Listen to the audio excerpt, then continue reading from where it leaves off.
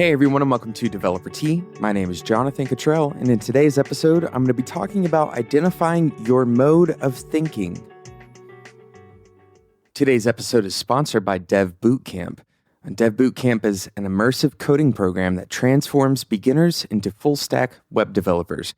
Head over to devbootcamp.com/developertea to learn more. Of course, we will talk a little bit more about Dev Bootcamp later on in today's episode. But first, I want to jump straight into this discussion about identifying your mode of thinking.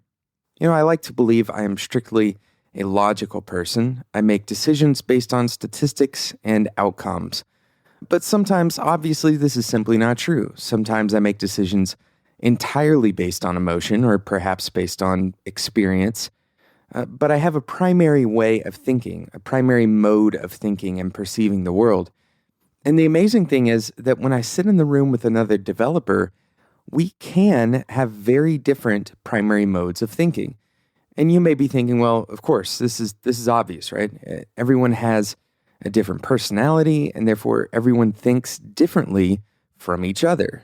And that's exactly right. We're all individuals with different ways of interpreting the world around us. This applies to our relationships, it applies to our habits and tendencies, and it applies to our problem-solving methods that we use on the job every single day. So it's no surprise that we all have different perspectives. This is one of the most fundamentally human things, natural individualism, from the core makeup of our DNA. But what we often miss is how this puts a lens on our thinking that we don't even realize is there. So let's go back to my personal mode of thinking. I like to believe I'm a logical person, as I said before, and most of the time, this is true. I work by destructuring systems, determining kind of how they fit together, understanding that system, manipulating it in ways to meet particular goals. And this is a pretty common way of thinking for developers, generally speaking, the ability to determine how a given system works and to be able to either build your own system or manipulate another system. Understanding the details of those implementations, that's what developers are good at. And this ability to understand the individual components that make up the whole is a powerful and important skill, but as developers, we must also be aware that this mode of thinking may come with some side effects. Edward de Bono, who is famous for his hypothesis about what he called lateral thinking, he's kind of considered the father of lateral thinking, he coined this quote: "Creativity involves breaking out of established patterns in order to look at things in a different way."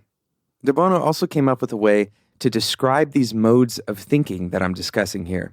He uses different colored hats to determine 6 modes of thinking. This is quite literally the thinking cap. A white hat is considered neutral thinking. I would say this is the most common hat for developers that they prefer to wear. A red hat represents emotions and hunches. A black hat represents judging and evaluating. This one is also probably fairly common for developers. A yellow hat represents optimism and positive views. A green hat represents ideas and creativity. And finally, a blue hat represents big picture and control. Now, De Bono believes that we can all wear these different hats and move between modes of thinking. But if there's anything that you take away from today's episode, let it be this: we have a natural tendency to reject the ideas coming from a different color hat than we are currently wearing. In other words, we have a natural tendency to reject ideas that are coming from a different mode of thinking than we are currently operating under. Whether you like the hat metaphor or not, the reality is that we all shift between these 6 modes of thinking, most often non-deliberately. It's far too easy for us to only judge ideas matching our current mode of thinking as acceptable. But this is an inaccurate depiction of reality. We'll talk a bit more about how we can think about De Bono's metaphor, and then I'm going to give you a few takeaway suggestion points for how to understand your own mode of thinking right after we talk about today's sponsor. Today's episode is sponsored by Dev Bootcamp. If you're thinking about becoming a software developer, you should check out Dev Bootcamp. Dev Bootcamp is a short-term, immersive software development program that transforms those who are new to coding into job-ready, full-stack web developers. By the way, that's what I am. I am a full-stack web developer, And I wish that when I started that I had something like Dev Bootcamp, because a lot of the stuff that I had to teach myself, I could have learned much faster had I had a program like Dev Bootcamp. Learn front-end and back-end web development, teamwork and leadership skills in a rigorous and inclusive environment at Dev Bootcamp. Dev Bootcamp has several locations around the country, and they're accepting applications now. So if you want to apply, visit devbootcamp.com/developer-t to learn more. Thanks again to Dev Bootcamp for sponsoring the show. Of course, that link and any other relevant links for today's episode can be found at spec.fm. So we're talking about our thinking caps, specifically Edward de Bono's model of thinking caps, this 6 different modes of thinking: the white hat, the red hat, black, yellow, green, and blue, each of these describing different modes of thinking. It's easy for me most often to label things that aren't logical, for example, as superfluous. And I'm wearing my neutral and judging hat in that moment. But the truth is that every one of these modes of thinking represents something that we talked about at the beginning of the episode. It represents the individuality of our humanity. And when we create tools for humans to use, we must remember that even if it doesn't match our current mode of thinking, all ideas have validity. Not understanding the mode of thinking another person is currently exercising is the source of a ton of communication issues, and ultimately the source of a lot of conflict and disagreement. And really, the most important thing here is that this can stall out a project. For example, if you disagree with your client because you're wearing different hats whenever you meet with them, that can stall out progress on a project, and it can stall out your relationships with those clients. So I'm going to give you some takeaway points for how you can understand and better perform in your own mode of thinking. These will be especially useful if this discussion struck a chord with you, and if you feel like your team's thinking isn't aligning properly, and you're hitting a lot of walls with conflict, especially interpersonal conflict. So the first tip, or takeaway point rather, is to try on new hats on purpose. Try on new hats on purpose. Perhaps one of the most underappreciated quotes when it comes to psychology and conflict resolution is put yourself in their shoes. Now, I don't know who said this one. I don't think it was de Bono, but put yourself in their shoes. The underlying concept of imagining the world in a different light forces you to do 2 things. First, it forces you to recognize that your own mode of thinking is, in fact, not a universal way of thinking, but rather that you can set it aside and think in a different way. And secondly, it forces you to simulate the mindset of another person. This simulation can build the powerful and often misunderstood skill of empathy. We think about empathy, we often think about pain, and rightfully so. The effect of empathy is incredibly strong when we identify with another person's pain, but we can learn to exercise empathy for other human experiences as well. Specifically, we can learn to develop empathy for other modes of thinking that don't match our own in that moment. This provides us with the perspective we need to be able to work well with people who think differently from us. So how does this exercise actually play out? How do you intentionally put on new hats? Well, you can do this on your own internally first, just to see how it changes the way you think personally. And I would recommend trying that out. Exercise a series of thoughts with each of the 6 hats, and don't allow yourself to reject those thoughts as invalid. You'll notice that you'll tend to gravitate towards one or maybe 2 of the thoughts or perspectives as the one that you feel like is the most valid, and these are probably the hats that you are wearing at that time and perhaps your common mode of thinking. You can also try this with a team of people.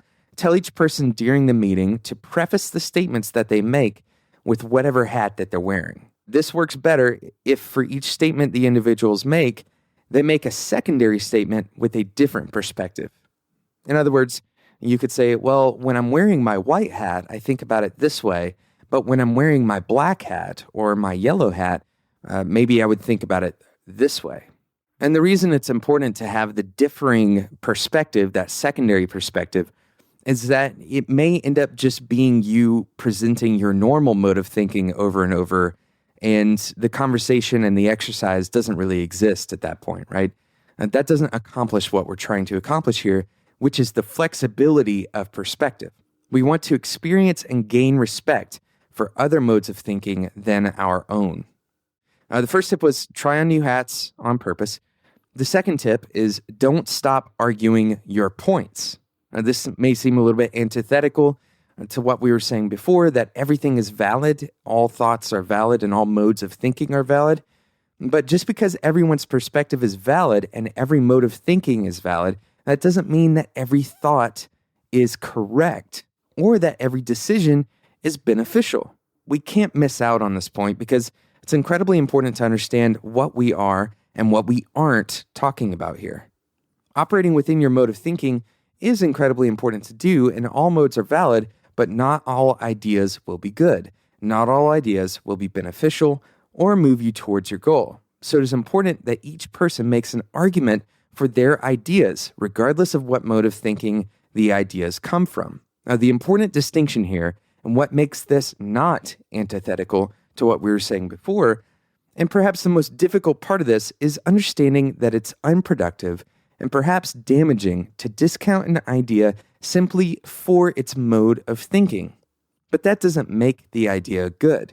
It's our job to accept the motivations for the thinking as valid and then determine what ideas themselves stand out as the ones that are most likely to accomplish our goals based on the substance of the idea, not the mode of thinking that it originated from. So those are the two tips or takeaway points that I have for you today. Number one was try on new hats on purpose. Make this an exercise. You can do this internally. You can do this with a team, explicitly, or once again, kind of abstracted away from the conversation. And secondly, don't stop arguing your points. Your thoughts are valid, number one. Your thoughts are valid, and the origination of that thought should never be used to judge that thought. But that's true for everyone else as well. And it's important that we argue our points because somebody has to move forward, right?